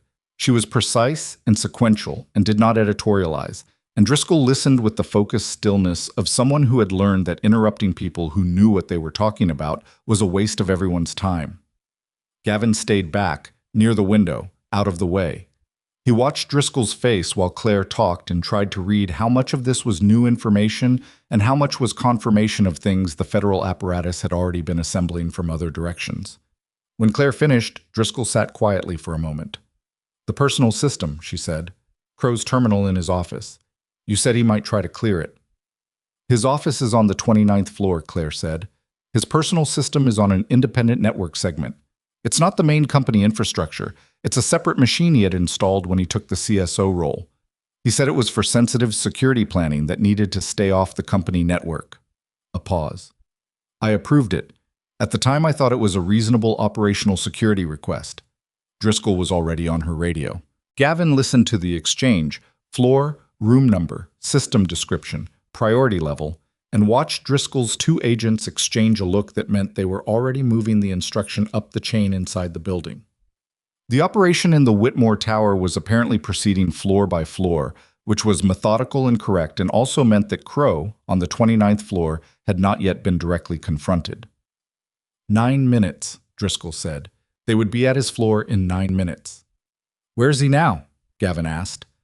Driscoll looked at him with the specific, evaluating look of a federal agent encountering a civilian who had inserted themselves into a significant situation and had not yet been categorized. "And you are?" "Gavin Mercer. I'm the man someone built a frame around." A beat. "The mechanic." "That's right." She looked at him for another second, recalibrating something. "He's on 29. Our team has the stairwells and both elevator banks. He knows we're in the building. The two men he had at the external exits have been detained and they're talking, which means he knows his external options are gone." She paused. "He has a 9mm registered to his security credentials, which he is legally permitted to carry in his role. Our team is treating the approach accordingly." Gavin nodded. "You should stay here," Driscoll said. "I know," Gavin said. He meant it when he said it. The 9 minutes passed, and then 12 more. And the radio on Driscoll's hip carried fragments of communication that Gavin could partially parse. Floor numbers, position confirmations, a terse exchange about a secondary access point on 29 that someone was posting up on. Claire sat at the conference table and drank the water she'd been given, and did not look at her phone, which cost her something visible. At the 34th minute, Driscoll's radio changed tone. Gavin heard the words, "Subject is mobile and underground access." And then Driscoll was standing and saying something sharp into the radio and looking at the floor plan on her tablet with the focused urgency of someone doing rapid spatial calculation. "He went down," she said, not to either of them specifically. "He's in the building's underground level." "The parking structure," Claire said immediately. "B2. It connects to the adjacent lot under Harmon. The buildings share an underground access agreement. Facilities, vehicles use it." Driscoll was already moving. She stopped at the door and looked back. "Stay here," she said again, this time with the weight of someone who understood the instruction might not hold. She went. Gavin stood at the window. Below him, on Corman Street, he could see additional federal vehicles repositioning, moving to cover the street-level parking exits, coordinating the perimeter that should have been the endgame. Should have been. The underground connection between the buildings was not something they had accounted for. And Crow had been in this building for 9 years. And 9 years was long enough to know every access point, every connection, every gap in a system you were paid to understand. He turned and looked at Claire. She was already looking at him. "The Harmon Underground Access," she said. "It comes up on the south end of this building. There's a service elevator that opens into the lobby of Harmon Tower." "Driscoll doesn't know the layout," Gavin said. "No." A beat between them, not a long one. "Stay here," he said. "Gavin, I'm not asking you to sit this out because I don't think you can handle it," he said. "I'm asking you because you had surgery 4 days ago, and you've already done more than anyone should have asked of you today, and I need to know you're not in the middle of whatever happens next." He held her gaze. Please. She looked at him. Something moved across her face that wasn't quite anger and wasn't quite acceptance. Something in between, the expression of a person who had been making every decision alone for so long that being asked to step back felt foreign, even when the request was reasonable. South lobby, she said. Service elevator is on the left side behind the security desk. The access panel requires a facility code, 7741. The gate to the underground is manual. It swings left. He was already moving. The south lobby of Harmon Tower was smaller than the main entrance, a secondary space with a single security desk, currently unmanned because the building's day staff had been directed upstairs during the lockdown situation, and a bank of mailboxes along one wall, and the service elevator Claire had described, its doors closed and its indicator light showing it was below ground level. Gavin came through the stairwell door into the lobby and went directly to the gate beside the security desk. A heavy steel-frame gate, manual, swinging left the way Claire had said. He used the code, and it released, and he pulled it open and went through into the service corridor beyond, which smelled like concrete and machine oil and the particular underground cold of spaces that never see direct light. The corridor ran south toward the shared underground access between the two buildings. Overhead, fluorescent strips on wire cages, half of them working, half dark, giving the space a broken, uneven light that threw long shadows and left sections of the corridor in near darkness. On his left, mechanical rooms. On his right, the wall of the building's foundation. Ahead, maybe 60 feet, the corridor opened into a wider space. He could see the edge of it, the beginning of the shared parking infrastructure. He stopped and listened. Footsteps. Ahead and slightly left. The particular sound of someone moving fast but trying not to, caught between the urgency of escape and the need for quiet. One set of footsteps. Crow. Gavin moved forward, staying right, keeping his footfall low. The corridor opened into a vaulted parking space. 6 or 7 vehicles parked along the far wall, the ceiling low enough that the concrete pillars felt close, the light coming from a row of wall-mounted fixtures that cast flat, shadowless illumination across the oil-stained floor. On the far side, a vehicle ramp led up and out. And between Gavin and that ramp, crossing the open floor with his back partially turned, was Damien Crow. Crow heard him at the same moment Gavin stepped into the open. He turned, and the gun was already in his hand, which told Gavin that Crow had been carrying it ready, which told him everything about the mental state of the man he was looking at. They were 20 feet apart. "Stop," Crow said. Gavin stopped.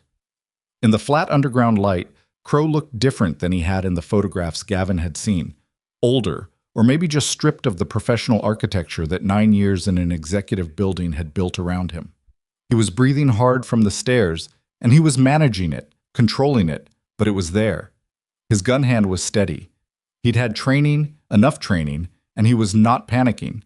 But he was also a man who had just watched his 9-year operation walk off a cliff in the space of a morning, and the steadiness was the kind that could shift in ways that were hard to predict.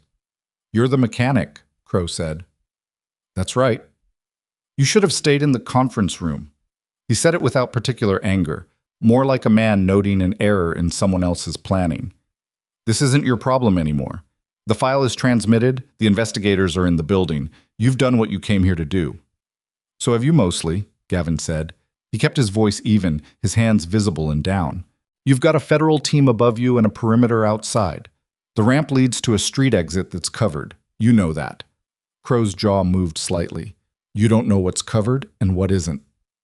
"I know Driscoll," Gavin said. Which wasn't exactly true. He'd spoken to her for 10 minutes. But the name landed the way he intended it to, as the name of someone who was thorough. "And I know you've been running this for 9 years, which means you know when a situation is past the point of management." He kept his eyes on Crow's face, not the gun. "You're past it. I just need to clear the building." "You're not going to clear the building. You don't know that." "Damien." He used the first name deliberately, the way he'd heard Claire use it. Not familiarly, but to cut through abstraction, to put a human transaction in front of the operational one. "There's nowhere this goes that isn't worse than where you are right now. You point that gun at a federal investigation, and whatever deal anyone might have offered you is gone. You know that." Crow looked at him. Something was working in his face.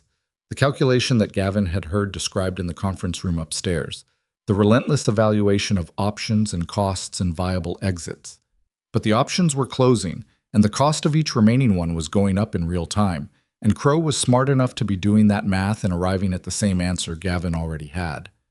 She transmitted everything, Crow said. Yes. Kane's network, the contracts, all of it. All of it. A silence. The mechanical systems hummed somewhere behind the foundation wall, the building's heating, indifferent and continuous. Crow looked at the gun in his own hand the way a person sometimes looked at an object they'd been carrying so long they'd forgotten they were holding it. I built that security department, he said. It came out almost conversational, a man narrating something rather than defending it. When I came in, this company had 3 underpaid rent-a-cops and a camera system from 2004. I built it into something real. I was good at my job. I believe you, Gavin said. And then you made a different set of choices. Crow's eyes came back up. You have no idea what— I don't need to know what, Gavin said. It doesn't change where we are. Another silence. From somewhere above, through the concrete ceiling, muffled but present, came the sound of movement. Boots on a stairwell, the particular organized rhythm of a team descending with purpose. Driscoll had worked out the access route. Crow heard it too. His head tilted slightly upward, tracking the sound, and in the second that his attention moved, Gavin closed 4 of the 20 feet between them. Not rushing, not telegraphing, just reducing the distance while Crow's focus was split. When Crow looked back down, Gavin was 16 feet away. The gun came up fully. Don't. Gavin stopped. I'm not going anywhere, he said. I'm just closer. He met Crow's eyes. Here's what I know. You're not going to shoot me. Not because you're a good person. I don't have a strong opinion about that one way or the other. But because you're a calculating person, and shooting an unarmed civilian in an underground parking structure with a federal team 30 seconds away is a calculation that doesn't have a favorable outcome in any version. Crow stared at him. Put it down, Gavin said. Just put it down. Right now, that's the only decision you have left that doesn't make everything worse. The sound above them was louder. The stairwell door somewhere in the service corridor, opening. Crow's gun hand lowered 3 inches, then 6. It was not a fast movement or a dramatic one, just a slow dropping, like something giving out. He looked at Gavin with an expression that might have been, in some other life, close to exhaustion. The kind of exhaustion that came not from physical effort, but from the extended, sustained work of being someone other than who you were. The gun hit the concrete floor. Crow put his hands up. The federal team came through the service corridor at a controlled run. Driscoll 2 steps behind the lead agent, and the underground space was suddenly full of people and commands, and the specific organized noise of an arrest being executed by people who had done it many times. Crow went to his knees and then to his stomach without resistance, and it was over in under a minute. Driscoll looked at Gavin across the space with an expression he couldn't fully read. Not angry. He had, technically, directly disobeyed her instruction to stay in the conference room, which was a factual problem she could not ignore and which she appeared to be choosing not to address in this particular moment. Mercer, she said. He's down, Gavin said. Nobody's hurt. She looked at Crow on the floor, then back at Gavin. Go back upstairs, she said. He went. The rest of that day was procedural. Gavin gave a statement to Driscoll's team in the same Harmon Tower conference room, 3 hours of it, detailed, sequential, everything from the tracking device to the conversation in the underground. A different agent took notes and a recording ran. Gavin was careful and accurate and did not editorialize because editorializing in a formal federal statement was a way to create problems that didn't need to exist. Claire gave her own statement in a separate room, which took 4 hours because her statement was the core of the whole thing, and Driscoll needed every thread documented in the right order. At some point in the mid-afternoon, a federal evidence team went to Crow's office on the 29th floor and imaged his personal system before it could be wiped, which recovered 14 months of internal communications, transaction records, and coordination logs with 3 intermediary contacts who connected, through their own device records, to Victor Kane's network. It was, from what Gavin gathered through the fragments Driscoll shared at the end of his statement, significantly more than what the transmitted file alone would have established. The personal system was the anatomy of the whole operation in one place, which was, as Driscoll put it with dry precision, An interesting choice for a man whose professional specialty was operational security. Arrogance, Gavin said. Driscoll looked at him. Consistently the most common vulnerability, she said. Not warmly, but not without acknowledgement. He was released at 5:40 in the afternoon with a card from Driscoll that had her direct number and a request to remain available, which he agreed to. He called Darnell from the Harmon Tower lobby. Darnell had Sophie, had picked her up from school, had fed her, had told her dad was working on something complicated and would be home for dinner if dinner was at 7. Gavin said 7 worked. He stood in the Harmon lobby after ending the call and let himself feel, for just a moment, the full weight of the day. His knee ached from the descent through the stairwells. He had a headache that had been building since the underground parking structure and which he had been ignoring for 2 hours with the stubborn inattention he applied to most physical discomforts. Outside the lobby windows, Greyhaven was going into its late afternoon mode. The particular angle of the light, the shift in foot traffic, the city transitioning between its working hours and whatever came after. He was about to push through the lobby doors when he heard his name.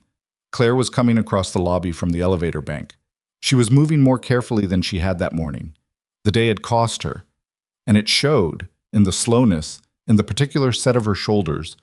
But she was walking on her own, and she was looking at him with an expression he'd started to recognize. The one that wasn't quite asking for something, but wasn't closed off either. "They're done with me," she said when she reached him. "Me too." "How's your knee?" He looked at her. "How did you know about my knee?" "You've been favoring your left leg for the past 3 hours." He hadn't realized she'd noticed. "It's fine." "You should have someone look at it, I know." He looked at her. "You should be horizontal, medically speaking." "Probably." They stood in the lobby and didn't say anything for a moment, which was a comfortable silence rather than an awkward one. And Gavin noticed that specifically because comfortable silences with people he'd known for less than a week were not something he had much experience with. "It's done," she said. Not triumphantly, just as a statement of fact, the way you'd say a thing you needed to say out loud to make it feel real. "It's done." "Done," he agreed. "Your name is going to be clear." Driscoll said the forensic analysis of the surveillance footage will establish fabrication definitively. The original file was built using compositing. Whoever did it was good, but the metadata trail is intact. A pause. "It's going to take a few weeks to work through formally, but there's no version of this where you remain a person of interest." Gavin nodded. He knew it was coming, had known it since Driscoll's team started working through Crow's personal system and finding the correspondence threads that documented, among other things, the arrangement with a video editor who operated through Kane's network. Knowing it was coming and hearing it said clearly were different things, though. Something eased in his chest that he hadn't realized was tight. "Thank you," he said. "Don't," she said almost sharply. Then, a beat softer. "Don't thank me. You're the one who—" She stopped, started again. "We're past the point where either of us owes the other a formal debt. I think we've used up the transactional version of this." He looked at her for a moment. "What version comes after transactional?" She met his eyes, and there it was again.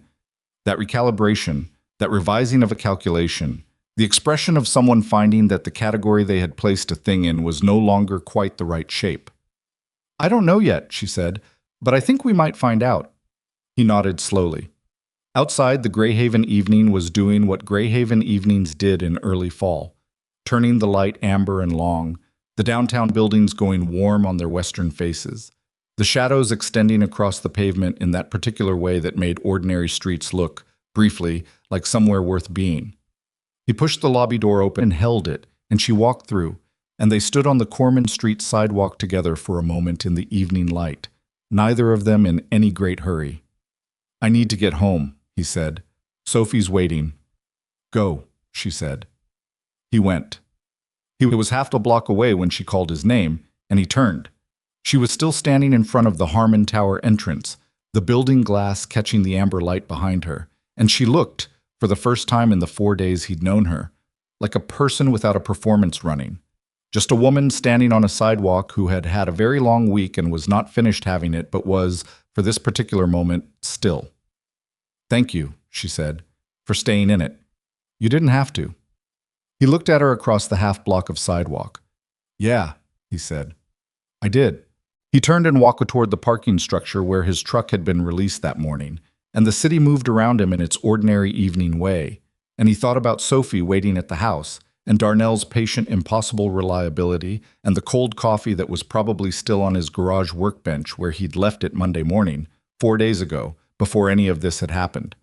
He thought about a woman standing on a sidewalk looking like she'd just set something down that she'd been carrying alone for a long time. He drove home. The radio was on, something familiar that he didn't pay attention to. The streets of Greyhaven rolled past in the order he'd driven them 1,000 times. Corman to Aldrin, Aldrin North, left on Beaumont, right on Selby, the house at the end of the second block with the porch light already on because Darnell must have turned it on before leaving. Sophie was at the door before he'd shut off the engine. She came down the porch steps in her socks, which she knew she wasn't supposed to do, and she stopped at the bottom and looked at him in the way she had of looking at him when she was establishing that he was actually there and intact. He could see Darnell's silhouette in the doorway behind her, giving them the moment. "Hey," Gavin said. "You look terrible," Sophie said. "Thank you. Your face is still bruised, and you're limping." "I'm fine." She came forward and hugged him, which she did less often than she used to. She was 8, and 8 was the age where hugs became things to be rationed. And he put his arms around her and stood in the driveway in the fall evening air and held his daughter and let everything that needed to not matter right now simply not matter. "Is it over?" she said into his jacket. He thought about the question the way it deserved to be thought about Crow in federal custody, and Driscoll's team working through the evidence, and Victor Kane's network beginning to unravel through the documentation in Claire's transmitted file, and the 14 months of records on a personal system that a careful man had not been careful enough about his own name and the process that would clear it, weeks of formal procedure, but the outcome already visible, about what over meant when you'd been inside something like this. "Yeah," he said, "it's over." She pulled back and looked at his face with that 8-year-old severity. Darnell made chili. "Good. I helped. Even better. I mostly watched." "That counts." She took his hand and pulled him toward the porch, and he let himself be pulled, and they went inside together into the light and the smell of Darnell's chili and the particular warm chaos of an ordinary evening, and Gavin Mercer closed the door behind them and stood for a moment in his own hallway and felt the solid, ordinary ground beneath his feet. It felt this time like something he understood the value of. Not because anything had been added to his life in the past 4 days, not in any simple sense, but because he had watched the careful structure of a quiet existence get shaken down to its foundations and had discovered, in the shaking, what was actually load-bearing. Sophie. The house on Selby Street. Darnell and Pete, and the shop on Aldrin. The life he had chosen deliberately and maintained stubbornly, and had now, through a week of someone else's choices and his own, confirmed was real. Real. And worth what it had cost to come back to it. He hung up his jacket and went to the kitchen and sat at the table, and Sophie put a bowl of chili in front of him with the focused ceremony of someone who had definitely mostly watched and was taking appropriate credit, and Darnell set a glass of water beside it without being asked, and nobody made him talk about the day, and the kitchen was warm, and outside the fall night settled over Greyhaven the way nights did, quietly, without announcement, covering everything equally. The weeks after Crow's arrest moved the way these things always moved, not with the clean resolution of a story that knew it was ending, but with the grinding procedural weight of institutions doing their work at institutional speed. Driscoll's team executed 17 additional search warrants in the 2 weeks following the Harmon Tower events. Victor Kane was taken into federal custody on a Tuesday morning at an airport in another state, boarding a flight with a carry-on bag that contained, among other things, a laptop with an encryption system that Kane apparently believed was impenetrable and that the federal forensic unit cracked in 11 days. It was not impenetrable.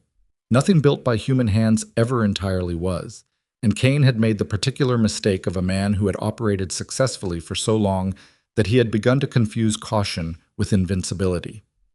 The financial forensics took longer. $47 million moving through layered shell structures across multiple jurisdictions was not a thing that untangled quickly, and the federal prosecutors were deliberate about building the case in a sequence that would not give defense attorneys convenient gaps. Gavin followed the broad outlines through what made the local news and through occasional updates from Driscoll, who called him twice in the first month with questions, and once, 3 weeks in, simply to tell him that the fabricated surveillance footage had been formally analyzed and its composite construction documented by the department's digital forensics unit. The finding was unambiguous. The footage was manufactured. The metadata trail led back through 2 intermediary systems to a video editor operating out of a city 3 states away. A man who had done contract work for Kane's network on 4 prior occasions, and who, when federal agents appeared at his door, had decided within approximately 40 minutes that cooperation was the correct response to his situation. Gavin's name was formally cleared on a Thursday afternoon in early November. Detective Yates called him herself. He was in the shop, underneath a Subaru whose exhaust manifold had developed a crack, and Pete handed him the phone with the expression of a man who understood enough about the past month to know this call mattered without knowing the specifics. "Mr. Mercer," Yates said, "I wanted to be the one to tell you. The department has issued a formal statement. You are no longer a person of interest in any aspect of the investigation. All records of your temporary status have been annotated accordingly." Gavin lay under the Subaru with the phone against his ear and looked at the exhaust manifold and didn't say anything for a moment. "Mr. Mercer?" "I heard you," he said. "Thank you." "I owe you an apology," she said. It came out stiffly, the way apologies came out from people who were not practiced at giving them, and were doing it anyway because they'd decided it was right. The early investigation moved in a direction based on manufactured evidence. I did my job as I understood it at the time, but you were treated as a suspect for something you didn't do, and that had real consequences for you, and I'm sorry for that. He thought about the week he'd spent navigating being a person of interest while simultaneously trying to understand what was happening and protect Sophie's sense of normal, and manage the garage and help a woman he barely knew dismantle a 9-year criminal operation. He thought about what it had cost in sleep and in the particular low-grade anxiety of knowing that a system was pointed at you incorrectly and there was no fast way to redirect it. "I appreciate that," he said. And he meant it. Yates had done her job without malice, and malice was the thing that was actually unforgivable. He hung up and lay under the Subaru for another minute, not moving. Then he slid out and told Pete to finish up the manifold and washed his hands at the shop sink and stood in the cold November air outside the garage bay and called Claire. She picked up on the second ring. "Yates called you," she said. Not a question. "Just now." "She called me 20 minutes ago. I've been waiting." "You should have called." "It was your call to get," she said. "It needed to come to you first." He stood in the cold and thought about that for a moment. The consideration in it. The understanding that some things had a correct order and she had held herself back to preserve it.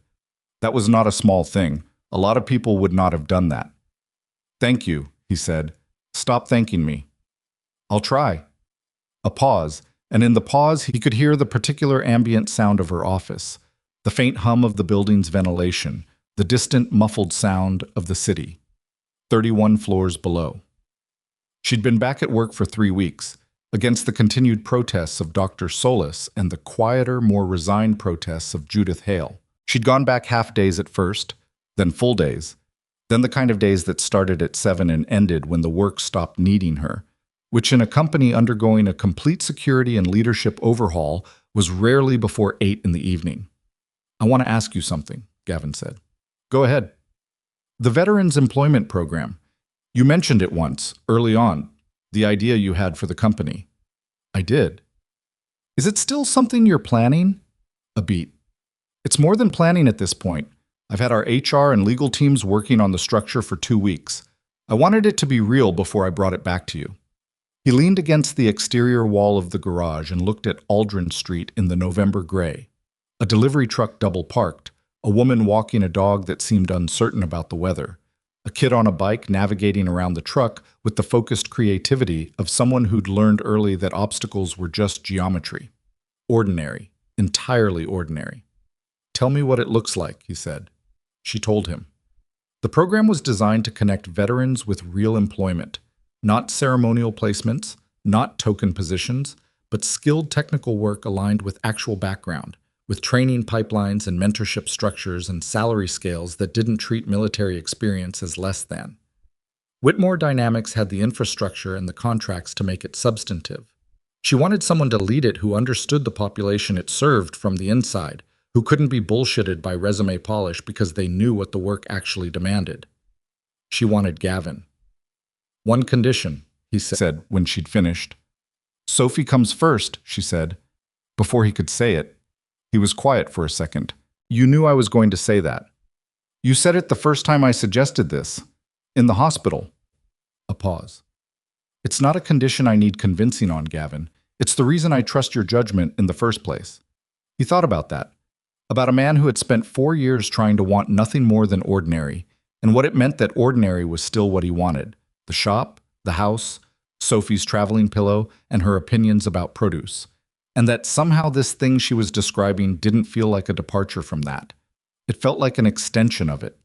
Like the part of himself he had buried with the most deliberate care was looking for a form that didn't require him to stop being who he'd become. "I'll need to talk to Sophie about it," he said. "Of course. And I'm keeping the shop." "I assumed. Darnell and Pete aren't going anywhere." "Understood. And if at any point the program becomes something other than what you're describing, if it turns into a publicity structure rather than an actual employment initiative, I'm done." "Then make sure it doesn't," she said, not defensively, like a person who had just handed someone real authority over a real thing and was satisfied with that. He said he would think about it, and he called back that evening, and she already knew what he was going to say. Damian Crowe was sentenced 14 months later. The trial had been longer than the prosecutors expected, not because the evidence was weak. It was extensive and well-organized and left very little room for alternative interpretation. But because Crowe's defense attorneys were good at their jobs and the nature of the charges required the kind of evidentiary foundation that could not be rushed. Conspiracy, fraud, theft of government contract funds, coordination in an attempted murder, and half a dozen related counts that the prosecutors had layered carefully to ensure that the collapse of any single charge didn't structurally compromise the rest. Gavin did not attend the trial. He had given a deposition, which was recorded and submitted as testimony, and Driscoll's team had not required his physical presence in the courtroom. He followed the verdict through the news the way he followed most things, in pieces. When he had time, between the work at the shop and the work of the program, and the consistent, non-negotiable work of being Sophie's father. Crowe received 22 years. Victor Kane, who had spent 11 months cooperating with federal prosecutors on the network's broader architecture, in exchange for consideration, he ultimately received only partially, received 18. His cooperation had been useful, but not, in the end, sufficient to protect him from the weight of what the evidence established. And the prosecutors had made it clear early in the process that they were not interested in trading charges away for convenience. The intermediaries, the 3 men who appeared in Crowe's communication records, who had coordinated the attack on Claire and managed the network of shell companies and arranged the tracking device installation and hired the video editor, received sentences ranging from 7 to 12 years. The video editor himself, who had cooperated immediately and completely and had provided the metadata trail that formally cleared Gavin's name, received 3 years of supervised probation, which Gavin thought was probably lenient, but which was not his call to make and which he did not spend significant energy resenting. The financial forensics recovered 31 million of the 47. The remaining 16 had moved through enough layers and jurisdictions that reconstruction was incomplete, which was the way these things often went. Not clean, not total, but real. Whitmore Dynamics Board authorized a settlement to the defense contracts that had been defrauded through the shell company structure, and a separate civil proceeding against Kane's network's identifiable assets recovered an additional amount that Gavin didn't follow closely enough to know the precise figure of. What he knew was that it was done. Not perfect. Nothing that involved human damage ever resolved without remainder. But done. The Veterans Program launched 6 months after Crowe's sentencing, which was 14 months after the parking garage on 5th Street, which felt like a different lifetime when Gavin thought about it and felt. When he was inside the work of building something real, like the most direct line between who he had been and who he was now. He named it straightforwardly, because he had no patience for branded corporate names that obscured what a thing actually was. The Whitmore Veterans Employment Initiative. What it said was what it was, and what it was, in the first year, was 43 placements in real skilled positions across Whitmore Dynamics operational divisions and 2 partner companies that Claire had brought into the structure after the first 4 months of results. By the second year, it was over 100, and Gavin had two staff members of his own, both veterans themselves, one who'd done 8 years as an Army logistics officer, and one who'd been a Navy corpsman, and who understood the particular translation problem between military competency and civilian credential requirements better than any HR consultant Gavin had spoken to. He kept the shop. He went to the shop 3 mornings a week before the program work started, and on Saturdays when there was no other claim on the time. Darnell and Pete had, in his partial absence, developed a management style between themselves that was approximately 40% functional and entirely their own, and the shop continued to operate in its particular organized way, and the regulars still came, and the Civic's owner eventually started returning calls and came to collect his transmission. Sophie turned 9 in March of the year Crow was sentenced. She wanted a birthday party at a science museum that had opened in Greyhaven the previous fall, which Gavin organized with the thoroughness of a man who understood logistics and the particular attention of a father who had decided that some things deserved to be done well, regardless of the effort involved. There were 11 kids and a docent who walked them through an exhibit on structural engineering and a cake that Sophie had specified in detail, chocolate with a layer of raspberry in the middle, which Gavin had to make 3 calls to find a bakery willing to execute correctly. Claire came to the party. She arrived after the museum section and before the cake, in jeans and a jacket rather than anything that looked like a boardroom, and Sophie ran to her without ceremony and showed her the structural engineering model she'd built with the docent's help, a bridge made of popsicle sticks that was, according to Sophie, load-bearing. "How much weight?" Claire asked seriously. The docent said maybe 4 pounds. "That's solid engineering." "I know," Sophie said, with the confidence of someone who had just independently confirmed it.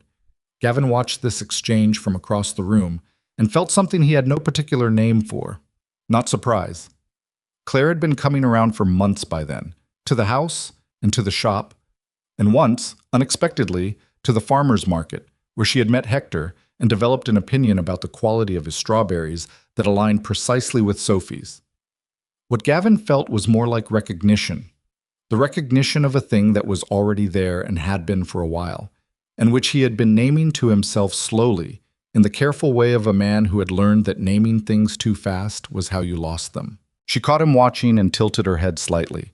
A question without words, the language of 2 people who had spent enough time in each other's company that the words were sometimes optional. He shook his head. "Nothing. I'm fine." She held his gaze for a moment in the way she had of holding things, fully, without looking away to make it less.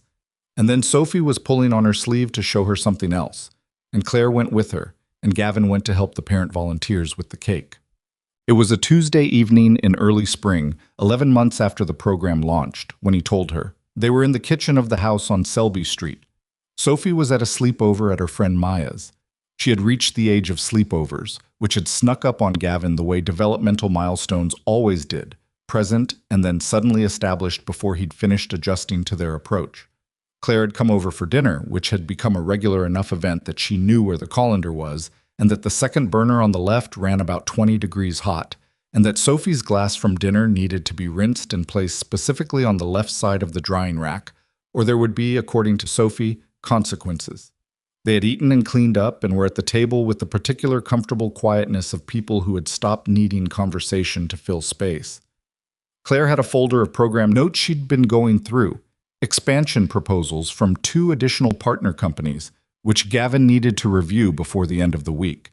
He'd been looking at them for 20 minutes and taking in approximately nothing, which was not like him. She noticed. Of course she noticed. "You've read that same page 4 times, she said without looking up from her own papers. "I'm thinking." "About the proposal?" "No." She looked up then. He put down the folder. He had tried, a number of times in the past months, to figure out the right way to approach this conversation, and every version he'd rehearsed in his head had sounded either too formal or too casual, or too much like a man who had been thinking about something for so long that the thinking had become a habit he didn't know how to break. So he stopped trying to find the right version and just said the thing. "I don't know how to do this," he said. "I want to say that up front. I was with someone for 9 years and then she was gone. And I spent 4 years becoming a person who didn't expect anything from anyone. And I got pretty good at that, and I'm not good at undoing it." Claire set her pen down. She was watching him with the full attention she gave to things that mattered. "I'm aware that you have a company and a life that was entirely built before I existed in it," he said. "And I'm aware that I come with Sophie, who is Sophie, and the shop, and the fact that I'm going to keep the shop regardless of anything else, which I've already made clear." "You have," she said, "and I'm not built for anything halfway. I've tried halfway on things and I'm not good at it. If something's worth doing, I do it the whole way or I don't do it." She was quiet, looking at him. "I'm telling you that I'm in this," he said. "Whatever this is. I've been in it for a while and I kept not saying it because I thought it would change something. And then I thought maybe not saying it was the thing that was going to change something, and I'd rather—" He stopped. He looked at the table, then back at her. "I'd rather just say it and deal with what comes after." The kitchen was very quiet. The refrigerator made its small mechanical sound. Outside, a car went past on Selby Street. Claire looked at him for a long moment. There was something working in her face that he had learned over months was what happened when she was not managing her expression, when she had decided the situation didn't require management and she could just be in it. It was different from her professional face and different from her social face, and it was the face he had first seen in a hospital room when she'd looked at him and said, "You're very calm about this," and he'd said, "No, I'm not." And she had, without smiling, somehow smiled anyway. "I know you're in it," she said. "I've known for a while." "Then why?" "Because you needed to say it," she said, "in your own time. And I wasn't going to take that from you." He looked at her. "That's a very patient approach for someone who runs a corporation." "I'm capable of patience," she said, with a dryness that had a warmth underneath it. "I just choose when to apply it." He reached across the table and took her hand, and she let him. And they sat like that in the quiet kitchen on Selby Street in the early spring evening, and neither of them said anything, which was the right thing for the moment, and they both knew it. They did not rush anything after that. There was no rushing in a life that contained Sophie's school schedule and the program's expansion timeline and the ongoing demands of two working lives that were genuinely demanding.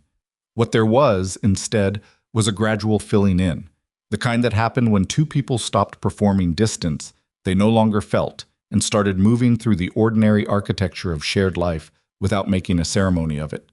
Claire started keeping things at the house on Selby Street. A mug she liked, a pair of reading glasses she left on the kitchen windowsill, a jacket on the hook by the door. Sophie catalogued these arrivals without comment, which Gavin understood was Sophie's version of approval. She was a child who communicated acceptance through incorporation, and the mug and the glasses had been incorporated. The first time Sophie called her Claire instead of Ms. Whitmore, at breakfast without ceremony, reaching past her for the orange juice. Claire had gone very still for just a second in the way of someone registering something they hadn't expected to affect them and discovering that it did. She'd said nothing and poured Sophie's juice, and the morning had continued, and later when Gavin was walking her out to her car, she had stopped on the porch and said very quietly, "She called me Claire." "I know," he said. "That's—" She stopped. "Yeah," he said. "It is." She looked at him with the full attention look, and for once she didn't say anything analytical or useful or organized. She just looked at him, and he understood that what she was feeling was something she didn't have a ready category for, because it was outside the territory of what she had previously allowed herself to expect. On a Saturday in October, 14 months after a parking garage on 5th Street, a year after Crow's sentencing, and almost exactly a year after Gavin had told Claire he was in it, he took her back to the block on 5th, where it had started. Sophie was with them. She had known where they were going because Gavin had told her the night before, and she had put on her best jacket without being asked, which in Sophie's language was a significant gesture. The block looked nothing like it had that morning. The parking barrier had been repaired. The concrete pillar showed no sign of the crash. The street was Saturday morning ordinary. People walking, a food cart on the corner doing business, a couple arguing pleasantly about which direction to go. Nothing in the scene said this is where anything happened, because places didn't keep the record of what they'd witnessed the way people did. They stood on the sidewalk for a moment. Gavin looked at the space in front of the garage entrance where he'd crouched over Claire on the pavement, where he'd made a calculation with his hands and a decision with something else. "I've been thinking about something," he said. Claire looked at him. Sophie, standing slightly to the side, looked at the food cart with the focused patience of a child who knew something was happening and was waiting for the adult portion of the program to conclude. I spent a long time believing that the most important version of myself was something I used to be, Gavin said. That who I was before, the training, the deployments, all of it, that was the real me, and what I'd become after was just the smaller, quieter version, the leftover. He looked at the garage entrance. Standing here that morning, it didn't feel like I was going back to what I used to be. It felt like I was finally finding out what I'd been becoming. Claire was quiet, watching him. I know that Sophie needs stability, he said. And I know you know that too, and that you've been careful about it, more careful than I deserved probably. And I know this isn't simple, because nothing real is simple. He turned toward her fully. But Sophie and I have talked. Dad already told me about this part, Sophie said helpfully, without turning away from the food cart. Sophie. I'm just saying I already know. You don't have to. Sophie. She turned around and composed her expression into one of cooperative attention. He looked at Claire. I want you to be part of this family, what we are, whatever shape that takes. He reached into his jacket pocket and took out a ring that he had spent 3 weeks choosing, not because he had no instinct for it, but because he understood that some decisions deserved time, and this one deserved more than most. It was not a flashy ring, it was a thing that was exactly what it was. A band of white gold with a single dark sapphire, simple enough to wear through a workday, and particular enough to mean something. He had chosen the sapphire because Claire had once said, in passing, that she had always thought diamonds were chosen by people who hadn't thought hard enough about other options. She looked at the ring. She looked at him. Something happened in her face that was nothing like management and everything like the person underneath the architecture. I'm not easy to be with, she said. I should say that clearly. I know, he said. I'm asking anyway. I work too much and I'm not good at asking for help, and I have opinions about things that I express with a frequency that some people find. Claire, he said. What? I've been watching you for over a year. I know who you are. She looked at him. Then she looked at Sophie, who had abandoned any pretense of looking at the food cart and was watching this exchange with the full focused attention of someone observing something important. Sophie, Claire said, are you actually okay with this? Sophie considered the question with the seriousness it deserved. You already know where we keep the colander, she said, and you remember my juice goes on the left side of the rack. I do. And you never pretend to think my opinions about the strawberry vendors are cute instead of correct. Your opinions are correct, Claire said. Sophie nodded. Then yes, she said. I'm okay with it. Claire looked back at Gavin. Her jaw was doing the thing it did when she was keeping her face under control, and the face was not fully complying. Yes, she said. He put the ring on her finger and she looked at it for a moment the way she looked at things she was deciding were real, and then she looked at him. And the morning was ordinary and entirely not ordinary, and Sophie immediately suggested that the occasion called for whatever that food cart was selling. So, they married the following spring. A small ceremony, 60 people, held in the garden behind a restaurant on the east side of Greyhaven that belonged to a veteran Gavin had placed through the program in its first year, who had insisted on hosting when he heard, and who prepared a meal that nobody who was there would forget easily. Darnell was there. Pete was there, in a suit that he wore with the expression of a man enduring a formal occasion in the spirit of friendship. Driscoll came, which surprised Gavin and didn't surprise Claire, who had apparently maintained contact with her in the intervening months in the practical way she maintained most useful relationships. Judith Hale sat in the third row and cried quietly and professionally. Marcus, Claire's assistant, took more photographs than anyone had asked him to take and distributed them afterward with the thoroughness of someone who had decided documentation was his contribution. Sophie was the one who walked Claire in. It had been her suggestion, straightforward, characteristically unsentimental in its delivery. I should be the one to walk her in, because you'll be up front, and she shouldn't have to walk alone. Gavin had stood in the kitchen when she said this, and not spoken for a moment. Claire had looked at Sophie with the expression she'd had on the sidewalk in front of Harmon Tower, the one without management in it. Are you sure? Claire had asked. I'm sure, Sophie said. Also, I want to pick my dress myself. Obviously, Claire said. The dress Sophie chose was deep green, which she wore with the confidence of someone who had made an excellent decision and knew it. Gavin thought later. Not that day, but in the months that followed, in the ordinary evenings that accumulated into a life, about the question of courage. He had been told, in various ways, by various people, that what he had done on a Saturday morning on Fifth Street was courageous. He understood why they said it. Running toward Gunfire when every other person was running away looked, from the outside, like a thing that required something exceptional. And maybe it did. He wasn't going to argue the point. But what he had come to understand, in the slow way that understanding came to him, not in a single moment of clarity, but in the accumulation of ordinary evenings and difficult conversations, and the particular sustained work of letting someone into a life that had been carefully sealed, was that the parking garage had taken seconds. He had moved on instinct and training and whatever it was in him that couldn't leave a person on the ground, and it had taken seconds, and then it was over.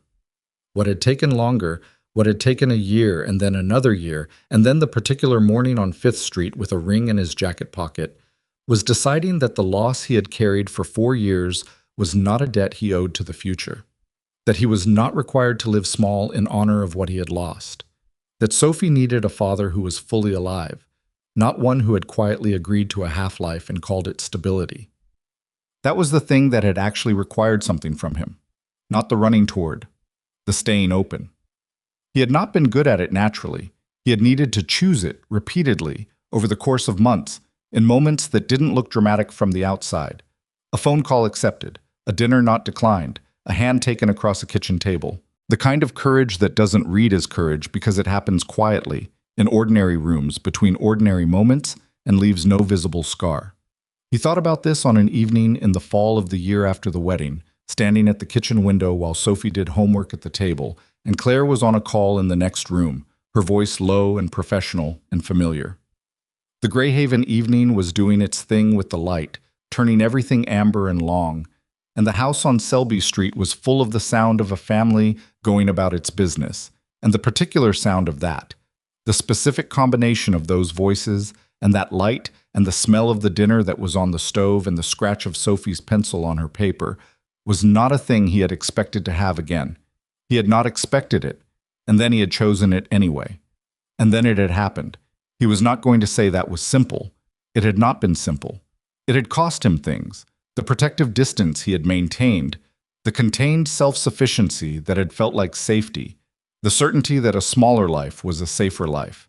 He had paid those things out slowly, in the way that only voluntary payments felt real, and he had arrived here, at a kitchen window in autumn, listening to his daughter and his wife and feeling, in the most unspectacular possible way, that this was the whole of what he had wanted and that it was enough. More than enough. Sophie looked up from her homework. "You're doing the window thing," she said. "The window thing?"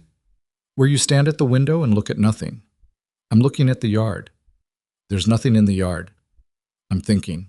She considered this. About what?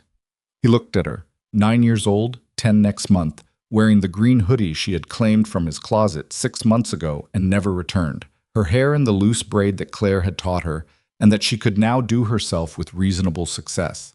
She looked like her mother in certain lights, and she looked like herself in all of them, and she was going to be fine.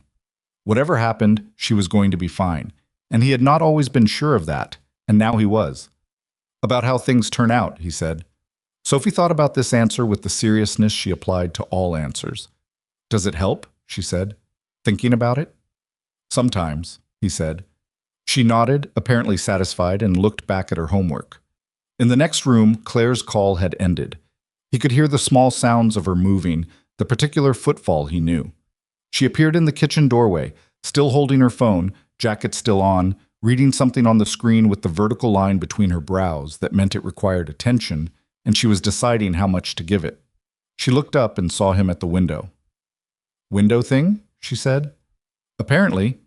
She set her phone down on the counter and came to stand beside him, and she looked out at the yard, which did indeed contain nothing remarkable. The grass, the fence, the maple at the back corner that was going red and gold in the October way of maples. "Good nothing or complicated nothing," she said. He looked at the yard, at the maple, at the amber light on the fence.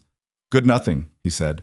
She leaned slightly against his shoulder, the easy, unself-conscious weight of someone who had stopped being careful about taking up space. and he put his arm around her, and Sophie made a small sound of theatrical suffering from the table that meant she was aware of the general situation and wished to register her awareness, and Gavin said nothing and held what he had and let the evening do what evenings did, move forward without announcement, carrying everything in it.